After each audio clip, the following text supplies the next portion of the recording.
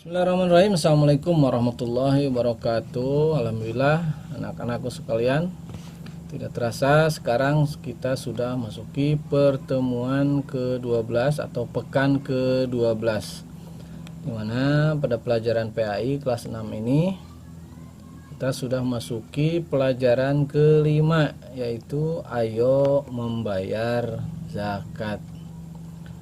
Anak-anakku sekalian, di dalam harta yang kita miliki, tentunya itu tidak sepenuhnya menjadi milik kita sendiri, tidak sepenuhnya hak kita sendiri. Ternyata ada hak-hak orang lain yang lebih membutuhkan.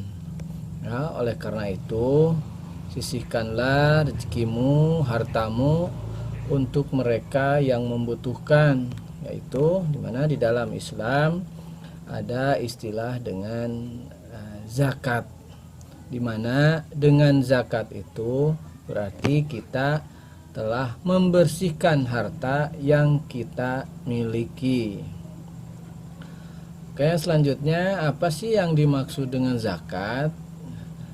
Pengertian zakat secara bahasa, kata zakat itu berasal dari kata zakka, yang berarti bersih, suci, subur, berkat, dan berkembang.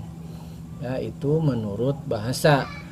Kan tetapi zakat menurut istilah adalah mengeluarkan sebagian harta tertentu untuk diberikan kepada orang-orang yang berhak sesuai dengan syarat-syarat yang ditentukan agama.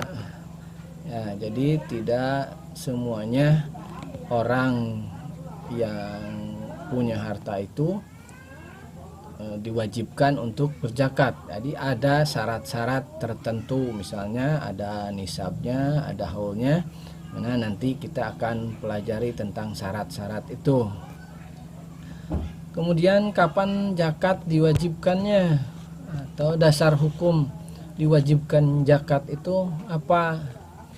Ya, zakat itu diwajibkan pada tahun kedua Hijrah.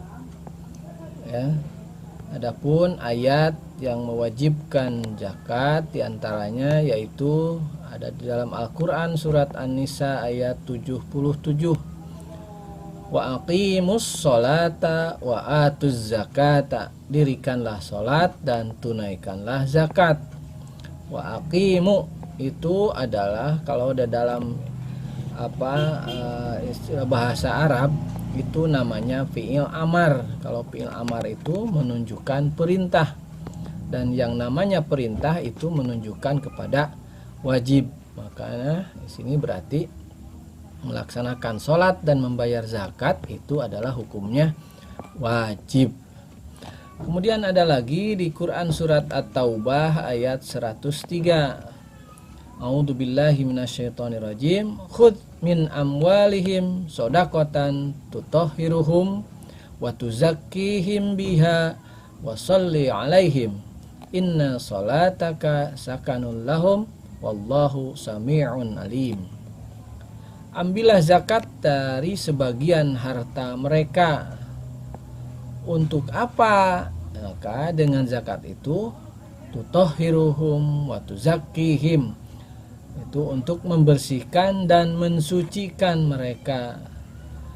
Washolli alaihim, dan berdoalah untuk mereka, sesungguhnya doa itu menjadi ketentraman jiwa bagi mereka, dan Allah Maha mendengar lagi Maha mengetahui. Siapa saja orang yang boleh menerima zakat? Orang yang menerima zakat itu istilahnya disebut dengan mustahik. Sekali lagi, orang yang berhak menerima zakat atau golongan yang berhak menerima zakat disebut dengan mustahik. Adapun dasar hukum dari mustahik itu ada di dalam Al-Quran surat At-Taubah ayat 60, di mana di dalam ayat itu dijelaskan golongan orang-orang yang berhak menerima zakat. A'udzu billahi minasyaitonir rajim.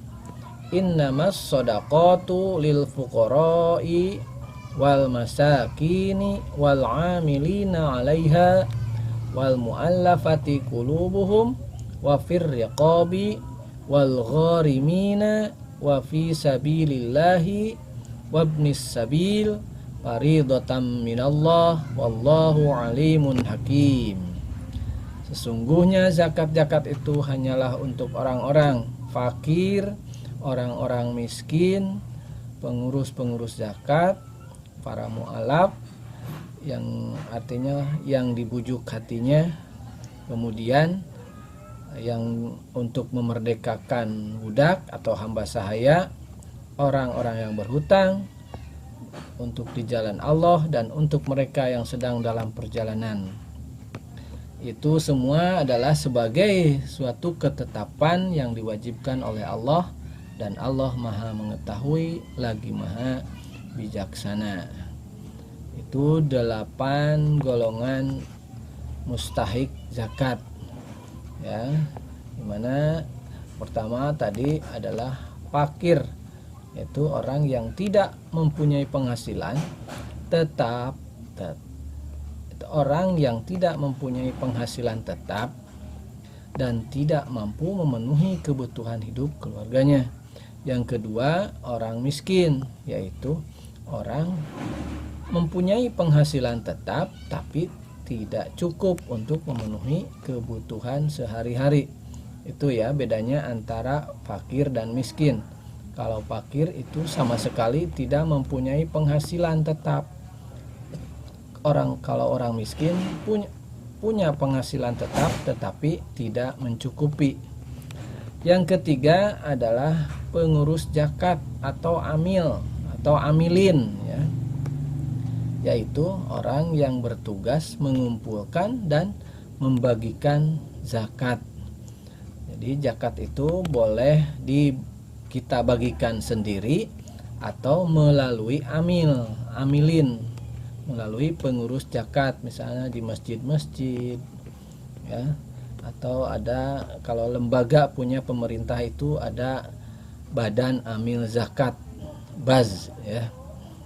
Yang kemudian yang keempat yang termasuk mustahik adalah mu'alaf, yaitu orang yang baru masuk Islam. Nah, ini tapi tidak hanya untuk orang yang baru masuk Islam, tetapi orang yang ingin masuk Islam atau orang non muslim yang masih ragu-ragu untuk masuk ke dalam Islam, maka itu boleh diberikan zakat. Kemudian yang kelima yaitu orang-orang yang berhutang atau ghorimin, artinya orang-orang yang berhutang dan tidak mampu atau tidak bisa untuk melunasi hutangnya.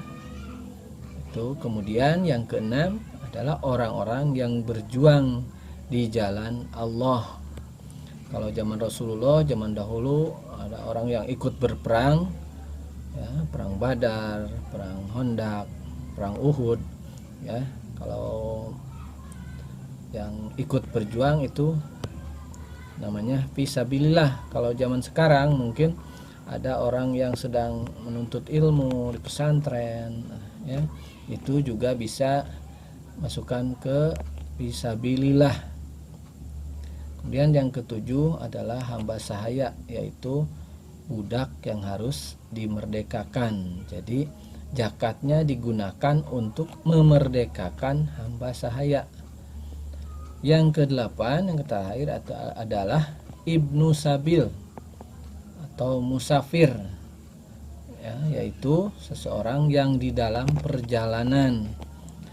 Jadi dalam perjalanan untuk sesuatu hal yang baik, mungkin karena misalnya bekalnya habis, atau juga karena kecopetan misalnya, atau karena dirampokan atau hilang bekalnya sehingga tidak bisa melanjutkan perjalanan, maka mereka juga berhak untuk menerima zakat.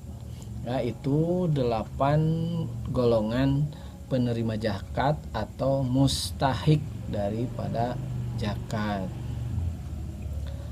Oke, untuk sementara itu saja untuk pertemuan kali ini, pembahasan tentang pengertian dan juga dasar hukum dan mustahik zakat. Itu dulu yang bisa kita bahas untuk hari ini. Jangan lupa seperti biasa ada tugas yang harus kalian kerjakan.